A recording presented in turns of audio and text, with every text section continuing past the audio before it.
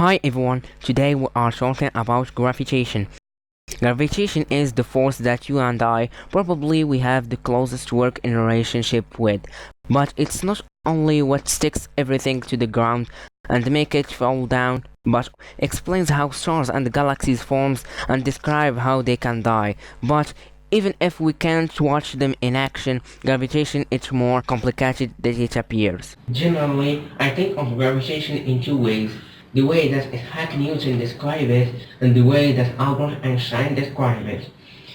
In the classical Newtonian terms, gravitation is the attraction of everything in the universe that has mass to everything else in the universe that has mass. And it is universal, from the tiniest molecules to the galaxies. It goes with everything. But the strength of this attraction depends on the object masses and the distance between them. The more massive an object, the greater the gravitation force exerts on another. And the forces decreases rapidly the farther apart the two objects are.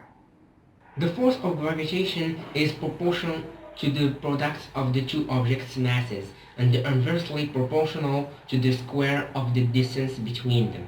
But for Mercury's orbit, travel with it is what the point the closest to the Sun, its perihelion, isn't where Newton's law predicts, and that will be explained after by Albert Einstein. But it's still his rules universal and correct.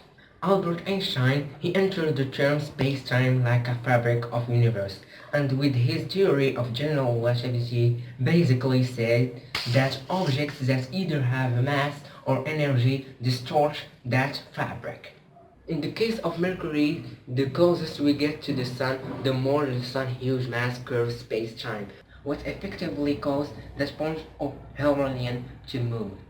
Einstein discovered that gravitation can also influence massless and energetic, like light. If the force strong enough frustrates the observer that light bends around really massive planets and stars. And his general relativity predicts correctly distorted space-time. A compact enough mass can so much that light can escape it, and that is a black hole. Like we know, for each fundamental force there is a particle, a force carrier, essential converse that force between bodies. Gravitation is described being carried by a massless particle called gravitons. But unlike other force carriers like pions and gluons, gravitons are theoretical. They have never been detected and they are predicted to be essential observable. We only get to see their handiwork, and that is what we call gravitation. Thank you for watching, and I hope that you like the video.